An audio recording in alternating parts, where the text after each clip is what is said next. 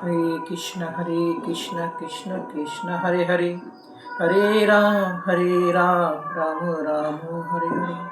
हरे कृष्ण कृष्ण कृष्ण हरे हरे, हरे राम राम राम हरे हरे। निताय गौर हरि बोल, निताय गौर हरि बोल।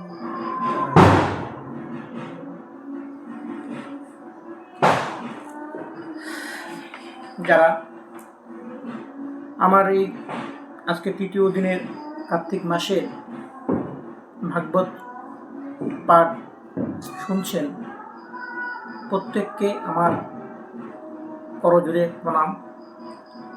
আমি এই ভাগবত সম্বন্ধে শুধু পড়ছি,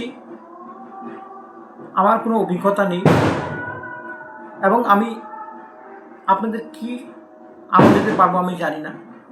কারণ ভক্তরা যদি দয়া না করে, ভক্তরা যদি কৃপা না করে, আপনারা সেই ভক্ত যারা সদা সবসময় কৃষ্ণ কথা হরি কথা সবসময় আলোচনা করেন, আপনাদের দয়া এবং ভক্তির এবং আপনাদের ক্ষমার দ্বারায় আমার ভুল সংশোধন হবে। যদি কোনো ভুল হয়ে থাকে, প্রত্যেকের কাছে আমি করজোড়ে ক্ষমা নিবেদন করছি। আমরা এর আগে প্রথম এবং দ্বিতীয়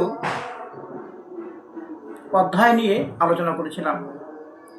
আমরা আলোচনা করেছিলাম কিভাবে ভক্তি, জ্ঞান আর বৈরাগ্য, ভক্তির সন্তান কারা, জ্ঞান আর বৈরাগ্য, এই কলির প্রভাবে তারা জ্ঞান আর বৈরাগ্য বিদ্ধ হয়ে গেছে। এবং ভক্তি দেবী তিনি এখনো যুবতী আছে, এবং এই কলির প্রভাব থেকে মুক্ত করার জন্য তারা এখনো, এবং তারা নারদের সঙ্গে দেখা হয়। নারদের সঙ্গে দেখা হওয়ার পর তারা পুনরায় কিভাবে তারা যৌবন তাদের ফিরে পাবে, সেই নারদের সঙ্গে বিভিন্ন কথা, নারদ বিভিন্ন তত্ত্ব কথা বলছিল। সেখানে নারদ আমি ভক্তি ও জ্ঞান বৈরাগ্যর প্রতি করবার জন্য শ্রী গুরু সুখদেবের কাছে নারদ তা বলল কিভাবে এই তাদের মার্গ দর্শন করা যায়। সনাকাদি কুমারগণ, নারদ ইত্যাদি সবাই হরিদ্বারের কাছে আনন্দঘাটের কাছে গঙ্গার একটি ঘাট আছে, সেখানে অনেক ঋষিরা বাস করত। আনন্দঘাটের কাছে একটা ঘাট ছিল, সেখানে অনেক ঋষিরা বাস করত, নির্জন জায়গায়। সেখানে বাঘ, ভাল্লুক, হাতি সব একত্রে বাস করত। তাদের মধ্যে সেই মণিরা বাস করত। সেই নির্জন জায়গায় সাধুদের আগমনে সাধুদের কর্মভূমি এবং দৈবভূমিতে পরিণত হয়েছে। সেখানে বাঘ, সিংহ তারা তাদের হিংসা ভুলে গিয়ে তারা নিজেদের মধ্যে প্রেম আবদ্ধ হয়েছে। কেউ কাকে ক্ষতি করছে না, মানুষের তারা কোনো ধরনের ক্ষতি করছে না।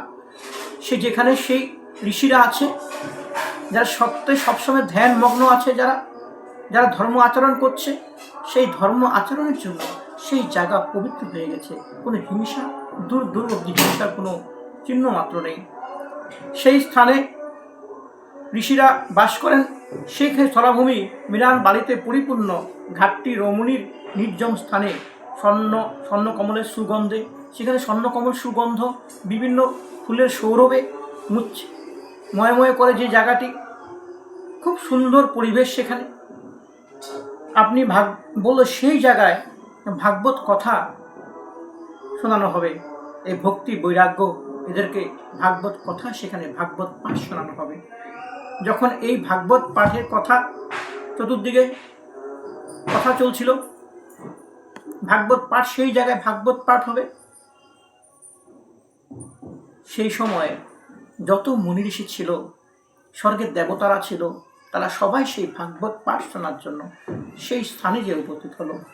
এবং ব্রহ্মা থেকে শুরু করে, রাজা ইন্দ্র থেকে শুরু করে, নন্দী ভিঙ্গি যত আছে, যত ঋষিগণ পৃথিবীর মধ্যে, এবং সুত বণিক যারা সবসময় ধর্ম আচরণ করে, তারা এই বিষয়টি আর নষ্ট করতে চায়নি। এবং দৈত্য যারা আছে, যারা ধার্মিক দৈত্য, তারাও সেখানে যে উপস্থিত হয়েছে সেই ভাগবত পাঠ শোনার জন্য, ভাগবত কথা শোনার জন্য।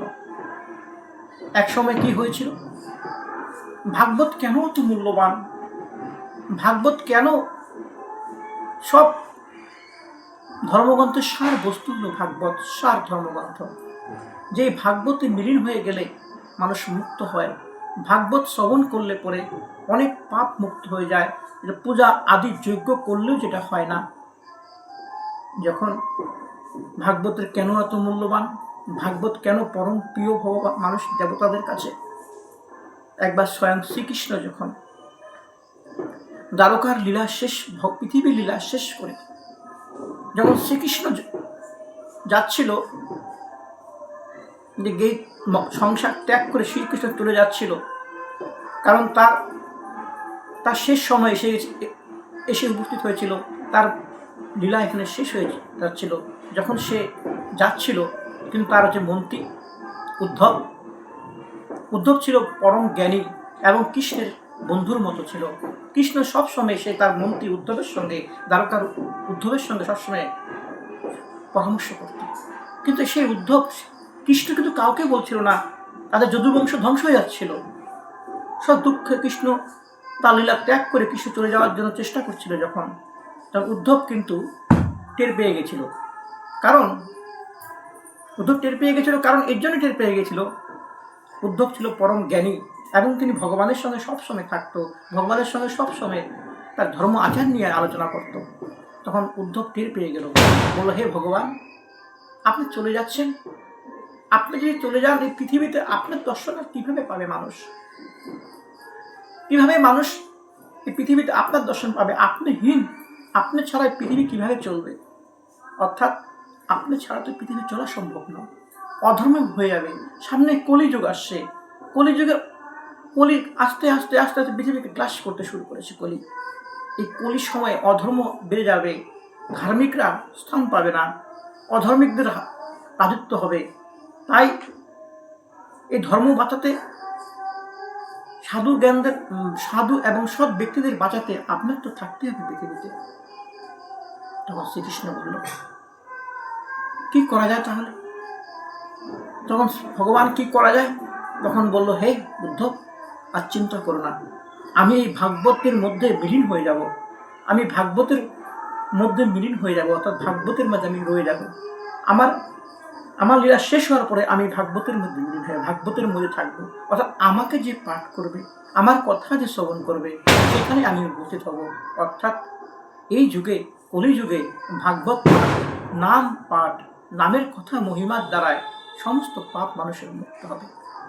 অর্থাৎ স্বয়ং ভগবানই পেল সেই ভাগবত, যে ভাগবতকে আমরা পাঠ করি প্রতিনিয়ত। এই ভাগবত পৃথিবীর মধ্যে সর্বশ্রেষ্ঠ গ্রন্থ।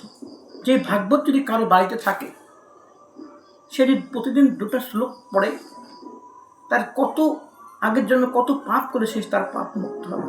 সে ভাগবত যদি সে বারবার করে পড়ে, এবং তার পাপ হবে না, শুনে কোনো রকমই তার পাপ হওয়ার সম্ভাবনা নেই। পৃথিবীতে শান্তি এবং ধার্মিক বিরাজ করবে। তাই যখন এই মুনি ঋষিরা সেই জায়গায় স্থানে উপস্থিত হওয়ার পর ভাগবত সেখানে আলোচনা হবে, ভাগবত কথা শোনাতে হবে। ভাগবত কথা শুনি বিষ্ণু ভগবানরা সেখানে ছিলেন। ভাগবত কথামৃত অমৃত পান করার জন্য সকলে আগে দৌড়ে আসতে লাগলেন।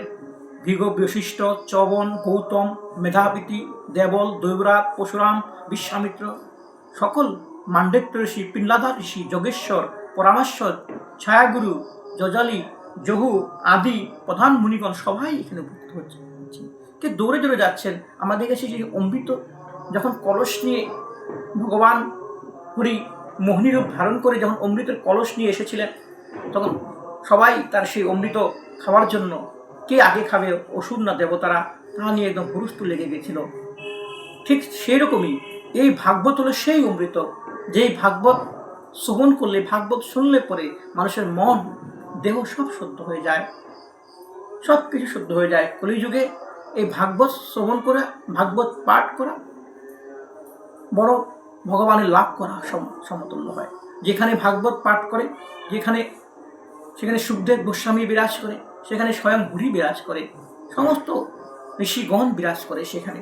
আর যেখানে ভাগবত শ্রবণ পাঠ হয়, সেখানে অল্প সময়ের জন্য যদি কোনো ব্যস্ততা থাকে, অল্প সময়ের জন্য যদি 2টা শ্লোক যাতে শুনতে পারো, এই ব্যবস্থা করতে হবে।